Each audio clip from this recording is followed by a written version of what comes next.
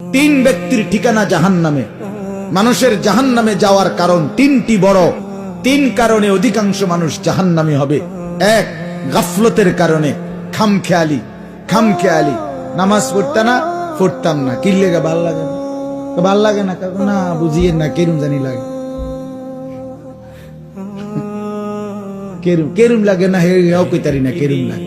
তোরে টাঙ্গাইয়া ফেডন দরকার, তোর রোদের মধ্যে ফেডন দরকার, তোর তো কেরুম লাগে বেউকুফ। তুই কি ফেলাস্টিক বেটা, কথা কইলা এটা মানে গাফেল আর কি, খামখেয়ালি।